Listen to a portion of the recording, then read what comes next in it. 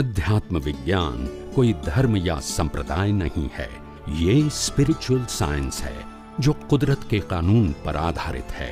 ये विज्ञान पूरे ब्रह्मांड के सभी रहस्यों को उजागर करता है और जीवन के सभी पहलुओं को समझने के लिए एक नई दृष्टि देता है।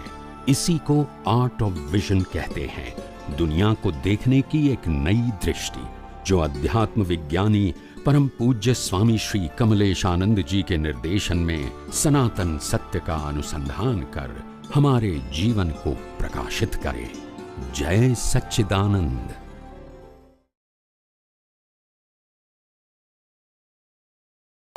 કરતાપણાના બોજા હું ના કરું તો થાય નહીં, આ મારું છે, આ બધા બોજા। ભગવાન કે આટલું રોટલી દાળ ભાત શાક ખાવું અને આટલો બધો બોજો ઉઠાવે છે। પાછો કહે છે બોજો હું સુખ પ્રાપ્ત કરવા માટે ઉઠાવું છું। ત્યારે જ્ઞાની કે પણ મોઢા ઉપર તો દિવેલ ભરી વર્યું છે। આજકાલના જીવન જીવવાની જે પદ્ધતિ છે એ કેવી છે? હેવી લોડ અને હાઈ ટેન્શન। શું કીધું? હેવી લોડ અને હાઈ, આવી આપણી આ દશા છે। કર્મોને કારણે છે, કોઈ વ્યક્તિને કારણ નથી, આપણા જ કર્મ એવા છે। માટે ભગવાનને પ્રાર્થના કરી કે હે ભગવાન, હે અંતર્યામી પરમાત્મા, રસ્તો બતાય અમને। શું કહે છે? અમને રસ્તો બતાય। ભગવાન તૈયાર છે, અંદર છે, બહાર બહાર નથી, અંદર છે, તૈયાર છે। તમારી પ્રાર્થના છે। તમે હજારો મહાન પુરુષોના જીવન ચરિત્ર વાંચજો, એ જ્યારે જ્યારે મુશ્કેલીમાં મુકાયા છે ત્યારે અંદર જ પ્રાર્થના કરી છે અને જવાબ પણ બધાને મળેલા છે। મહાત્મા ગાંધીજીને પણ ગમે ત્યારે મુશ્કેલી આવે તો પ્રાર્થના ક્યાં કરે? એ શબ્દોની ના હોય, પોતાના ભાવની પ્રાર્થના કરે કે ભગવાન આ મુશ્કેલી આવી છે તો રસ્તો બતાય મને। પણ એ બધા નિસ્વાર્થી હતા। કેવા હતા? દાનત ખોરી, પોતાના વ્યક્તિગત સ્વાર્થ માટે પોતાનું શ્વાસ કે જીવન નતું, માટે પ્રાર્થના ફળતી હતી। આજે વ્યક્તિગત મારા સ્વાર્થ માટે હું પ્રાર્થના કરું તો એ ના ફળે, એ મારા જેવા પાપ અને પુણ્ય હોય એવું જ ફળ મળે। પણ લોકોનું કેમ કરીને આ આધિ વ્યાધિ ઉપાધિમાંથી મુક્ત થાય, ચિંતા ટેન્શનમાંથી મુક્ત થાય, અજ્ઞાનની અસરોથી મુક્ત થાય, એ આશય અમારો હોય। એટલે કુદરત બધા જ પ્રકારનું જે સનાતન જ્ઞાન છે એ ખુલ્લું કરે। શું કરે? નવું આપવાનું નથી, એ તો છે જ, પણ જે ઢંકાયેલું હોય શું થઈ જાય? ખુલ્લું થઈ જાય। આ કેવળ જ્ઞાન એટલે શું થાય? ચમત્કાર ના થાય। આત્મા કેવળ જ્ઞાન સ્વરૂપ છે, એને બનાવવાનો, પણ જે અજ્ઞાનના કર્ટેન છે એ હટી જાય એટલે જ્ઞાન ખુલ્લું થઈ ગયું। આત્માને અનંત જ્ઞાન વાળો બનાવવાનો નથી, એની પાસે તો છે જ, પણ આવરણને કારણે એ અનંત જ્ઞાનનો પ્રકાશ શું કીધું એ આપણે ફેલાઈ શકતો નથી, એને જોઈ કે અનુભવી શકતા નથી, હોવા છતાં આવરણને કારણે। તેને કારણે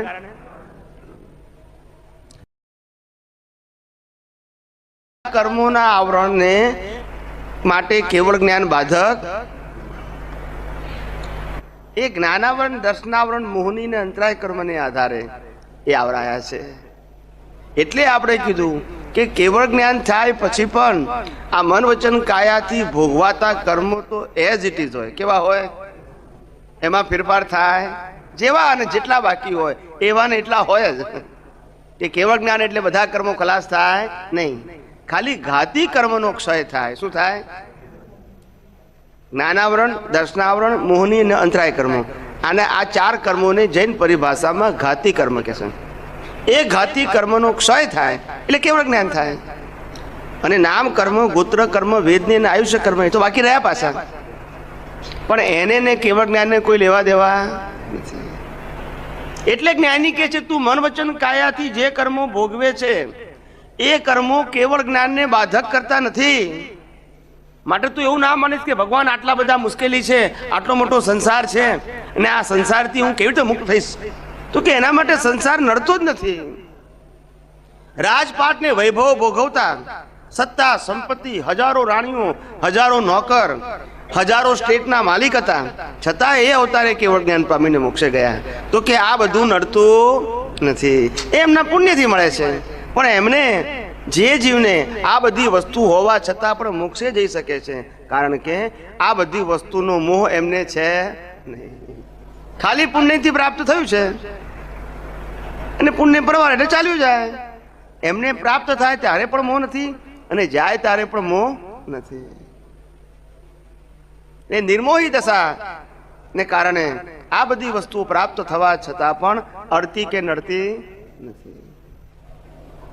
એટલે જ્ઞાની કે છે, ભાઈ આ જગતમાં તને કોઈ નડતું નથી, તારું અજ્ઞાન તને નડે છે.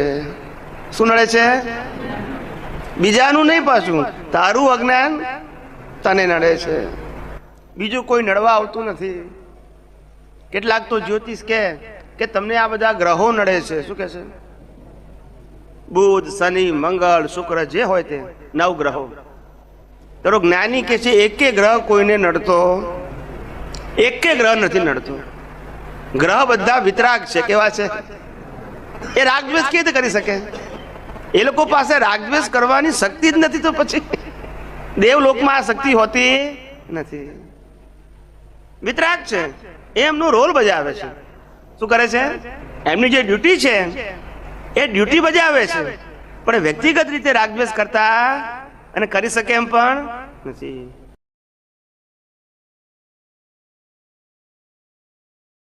તમને જે જ્ઞાન મળે છે એ જ્ઞાન જો સાંપ્રદાયિક હશે તો તમારો શુભાશુભ માર્ગ જીવતો રહેશે, અને તમારી પાસે રહેલું જ્ઞાન જો સનાતન હશે તો મુક્તિનો માર્ગ જીવતો રહેશે. શું કીધું? સાંપ્રદાયિક જ્ઞાન હશે તો શુભાશુભ માર્ગ જીવતો રહેશે, અને છે. અને સનાતન જ્ઞાન જીવતું રહેશે તો મુક્તિનો માર્ગ જીવતો રહેશે. સમજાય છે? સનાતન ધર્મ એ નિષ્પક્ષપાતી હોય, સાંપ્રદાયિક ધર્મ એ પક્ષપાતી હોય. શું હોય? પક્ષ, પંથ, વાડો, ચોપડી, ધજા, મૂર્તિ, મંદિર બધું કેવું હોય? જુદું જુદું બધા ધર્મોનું. સનાતન ધર્મનું જુદું હોય નહીં, એક જ હોય. કારણ કે કયો ધર્મ છે આ જગતમાં? સનાતન ધર્મ કયો? આત્મધર્મ એ સનાતન ધર્મ. અને જન્મજાત પ્રાપ્ત થાય એ બધા કુળ ધર્મ. કયા ધર્મો? એ કુળ ધર્મ એ મારો ધર્મ ના હોય, એ દેહનો ધર્મ છે. દેહનો જન્મ થયો અને જે કુળમાં દેહ જન્મ્યો એ એનો ધર્મ થઈ ગયો. પણ મારો તો જન્મ થતો, તો દેહનો ધર્મ એ મારો ધર્મ કેવી રીતે હોઈ શકે? જે કુળમાં દેહ જન્મ્યો એ કુળ ધર્મ એનો ખરો, પણ એનો ધર્મ એ મારો ધર્મ થઈ શકે? અથવા મારો ધર્મ એ એનો ધર્મ ના થઈ શકે? બંનેના ધર્મ કેવા છે? જુદા છે. પેલો જન્મજાત પ્રાપ્ત થયેલો ધર્મ છે, અને આ જન્મતાની સાથે એનો અંત આવી જાય છે. બીજા અવતારમાં ક્યાં જન્મે? જૈન હોય તો વૈષ્ણવના ઘેર જન્મે, વૈષ્ણવ હોય તો જૈનના ઘેર પણ જન્મે, બ્રાહ્મણના ઘેર પણ જન્મે, ગમે ત્યાં જન્મે. કુળ ધર્મ હંમેશા બદલાતા હોય, પરિવર્તનશીલ હોય, પણ મૂળ ધર્મ ક્યારે બદલાય? એ મૂળ ધર્મ એ શાશ્વત ધર્મ છે, નિષ્પક્ષપાતી ધર્મ છે, અને એ જ મુક્તિનો ધર્મ છે. એ ધર્મ પ્રાપ્ત ન થાય ત્યાં સુધી મુક્તિના માર્ગની શરૂઆત થતી નથી. આત્મધર્મ કયો ધર્મ? કૃષ્ણ ભગવાને ગીતામાં એને સ્વધર્મ કહ્યું. શું કીધું? ખ્યાલ આવે છે ને? જૈન પરિભાષામાં એને પરમાત્માનો ધર્મ કહ્યો. શેનો કીધું? પરમાત્મા. પ્રકૃતિનો ધર્મ નહીં, પરમાત્માનો ધર્મ. વેદાંતમાં એને શિવનો ધર્મ કહ્યો. શેનો કીધું? શિવ. આ દેહને જીવ કહેવાય, અને જીવની અંદર શું છે? શિવ. કોઈ પણ શરીર, કોઈ પણ જીવ શિવ વગર ના હોઈ શકે. જીવમાંથી શિવ જતો રહે તો આને ડેડ બોડી કહેવાય. કોઈ પણ પ્રકૃતિમાંથી પરમાત્મા જતો રહે તો આને ડેડ બોડી કહેવાય. સમજાય છે? આ જીવની કિંમત ત્યાં સુધી છે જ્યાં સુધી અંદર શિવ છે, પરમાત્મા છે, ત્યાં સુધી. પછી કોઈ કિંમત નથી. સમજાય છે બધાને? એટલે આવો અદ્ભુત ધર્મ જે આપણને પ્રાપ્ત થયો છે એ આપણી દ્રષ્ટિમાં અનુભવમાં કેમ પરિપક્વ થાય એનું જ સતત લક્ષ્ય રહેવું જોઈએ. એમાં બહારની કોઈ ક્રિયા બાધક થતી નથી.